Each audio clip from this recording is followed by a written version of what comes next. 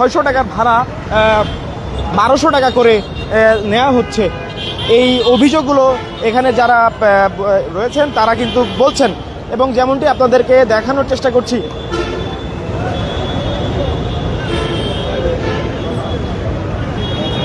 আসলে একটু জানতে চাই আপনি কোথায় যাবেন এবং কেন দাঁড়িয়ে রয়েছেন? আমি যাব হচ্ছে সিরাজগঞ্জ।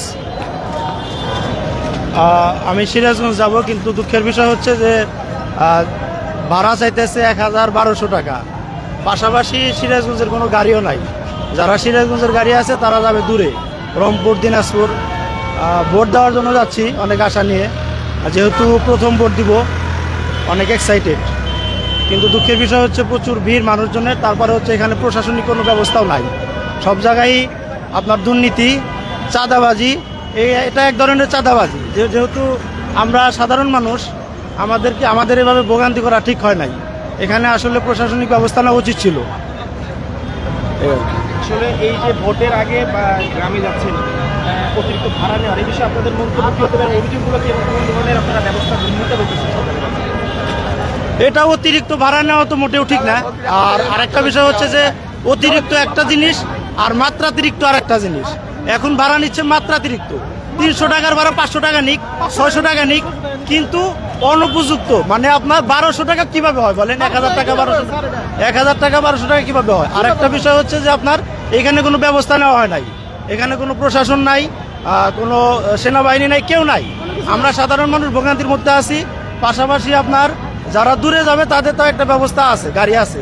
আর যারা কাছাকাছি যাবে, সিরাজগঞ্জ, টাঙ্গাইল বা আপনার জামালপুর, এইসব জায়গার কোনো গাড়ি নাই। এই হচ্ছে বড় বিষয়। তো আমরা তো ভোট দিতে যাব, যেহেতু এটা জাতীয় নির্বাচন, আমাদের যাওয়া উচিত, ভোট দেওয়া উচিত।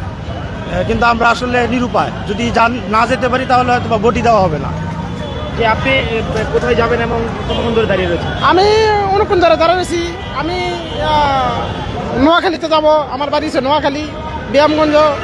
মানে আমি নোয়াখালী, আমি শ্বশুর বাড়িতে যাবো, আমার বুটিতে যাবো। কিন্তু আমাদের গাড়ি পাচ্ছি না, কোনো অতিরিক্ত ভাড়া বেশি নিতেছে এরা। অতিরিক্ত ভাড়া নিচ্ছে এবং গাড়ি পাচ্ছেন কিনা, ঠিক টাইম মতো গাড়ি আসতেছে না, ঠিক মতন গাড়ি পাচ্ছি না। আমি ঠিক মতন গাড়ি পাওয়া যাচ্ছে না। গাড়ি অনেক লেট হইতেছে। গাড়ি ভাড়া অনেক। এখানে 700 টাকার টিকিট 1200 টাকা নিতেছে, মানে ডাবল করে ভাড়া নিতেছে। কারো কাছে অভিযোগ করেছেন কিনা আপনারা? না, এখনো কারোর কাছে অভিযোগ করি নাই। কোথায় যাচ্ছিলেন? আমরা যাবো রংপুরে 700 টাকা, 600 টাকার টিকিট। সময় কত টাকা ভাড়া নেয়? 700 টাকা, এরকম 600 টাকা, কত টাকা করে? এখন 1200 টাকা করে। দর্শক শুনছিলেন যে রংপুরে যাওয়ার যে ভাড়া, সেই ভাড়া ছিল 700 টাকা।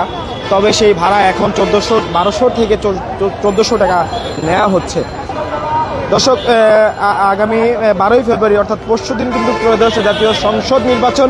এই সংসদ নির্বাচনকে সামনে রেখে যারা গ্রামের ভোটার রয়েছেন তারা কিন্তু 3 দিনের ছুটিতে ভোট দিতে আসলে গ্রামে ছুটছেন। কিন্তু মূলত এই গাড়ির সংকট এবং মাত্রাতিরিক্ত ভাড়ার কারণে কিন্তু জনসাধারণের একটি অভিযোগ করছেন। এবং যেমনটি আপনাদেরকে জানানোর চেষ্টা করছিলাম যে ভাড়া 600 টাকা, আগে ছিল ভাড়া 600 টাকা, তবে এখন এই ভাড়া নেওয়া হচ্ছে 1200 থেকে 1500 টাকা পর্যন্ত নেওয়া হচ্ছে।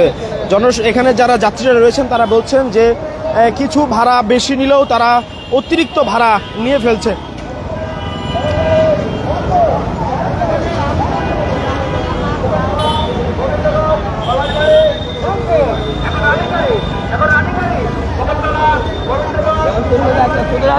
দর্শক, এই মুহূর্তে আমরা রয়েছি আবদুল্লাপুরের যে বাস স্ট্যান্ডটি রয়েছে, যেখান থেকে আসলে গণপরিবহনগুলো যেখান থেকে ছেড়ে যায় সেখানে আমরা রয়েছি। আপনাদেরকে দেখানোর চেষ্টা করছি আসলে কোথায় যাচ্ছেন এবং কতক্ষণ ধরে দাঁড়িয়ে রয়েছেন। আমি এখানে আবদুল্লাপুরে আছি সকাল 8টায়। হ্যাঁ, মহাখালী থেকে আইছি। বাজে কিন্তু সিট নাই, আর বলতেছে 100 টাকা লাগবে। আমি 100 টাকা দিয়ে এখানেই আমি চলে এসেছি আবদুল্লাপুরে। আসার পরে এখানে বাসের অপেক্ষা আছি, কিন্তু বাস পাওয়া যাইতেছে না। আমি রংপুর বিভাগে যাব, কিন্তু 800 টাকার ভাড়া এখানে যাচ্ছে 1300-1400 টাকা। হ্যাঁ, তারপরেও সিট নেই। কারণ হানিপে গেলাম, হানিপেও আপনারও 1300 টাকা যাচ্ছে।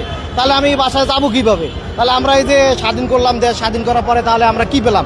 এই যোগাযোগের ব্যবস্থাটা কিন্তু ঠিক নাই। হ্যাঁ, যেটা ন্যায্য ভাড়া তার চেয়ে কিন্তু ডাবল ভাড়া নিতেছে। হ্যাঁ, এই জন্য আমি ডক্টর ইউনূস স্যারকে বলতে চাই যেন আমাদের যাতে সুব্যবস্থা করে দেয়। হ্যাঁ, আমরা যেন শান্তিতে গিয়ে ওখানে ভোট দিতে পারি। এই বলে আমি আমার কথা শেষ করলাম। আমার বাসা গোবিন্দগঞ্জ, আমি গোবিন্দ যাব, আমার ভাড়া চাচ্ছে 1400 টাকা। এই পর্যন্ত আমার কথাটা। আগে আপনাদের এই ভাড়া কত ছিল?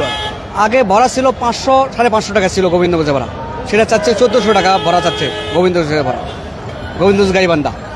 এই পর্যন্ত আমার যে ইউনুস সারে আমার যে গাড়ি ভাড়া জান কমে দেয়, এই জন্য আমি আইনের ব্যবস্থা জান করে।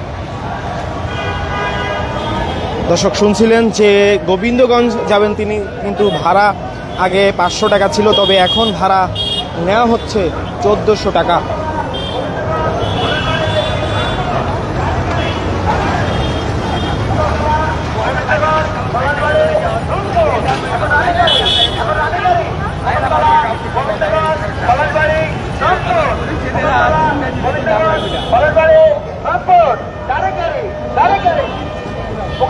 দর্শক জানিয়ে রাখতে চাই, আগামী পরশু দিন অর্থাৎ 12 ফেব্রুয়ারি গণভোট এবং ত্রয়োদশ জাতীয় সংসদ নির্বাচন অনুষ্ঠিত হবে। মূলত সে কারণেই ঢাকা ছাড়ছে সাধারণ মানুষ, এবং সাধারণ মানুষ এই আবদুল্লাপুর থেকে যারা রয়েছে রংপুর, গাইবান্ধা, ময়মনসিংহ যে বাসগুলো ছেড়ে যাবে, গাইবান্ধা ছেড়ে যাবে, সেই বাসগুলোর ভাড়া কিন্তু অতিরিক্ত ভাড়া নেওয়া হচ্ছে। সেই বিষয়গুলোই কিন্তু যে যাত্রীরা রয়েছেন সেই বিষয়গুলো কিন্তু তারা বলছিলেন।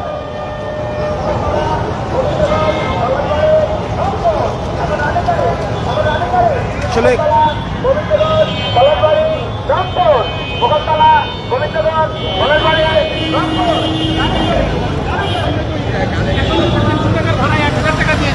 আর 1 মাস পরে ঈদ, তখন কি করবে?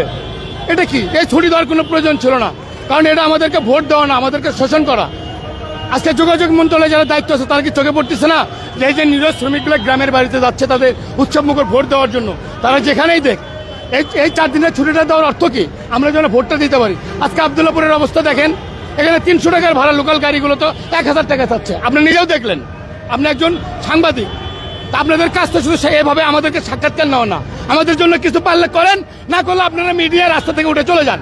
আপনাদের মিডিয়ারও দরকার নাই আমাদের, ঠিক আছে? আপনারা মিডিয়া কিছু করেন আমাদের জন্য, না করলে আপনারা মিডিয়া চুপ থাকেন। 17 বছর আপনারা নীরব ছিলেন, এখনো নীরবও থাকেন। আপনারা এখানে টাকা কামাইয়ের জন্য ইউটিউব চালান না, আর মিডিয়া সাংবাদিকতা করেন না।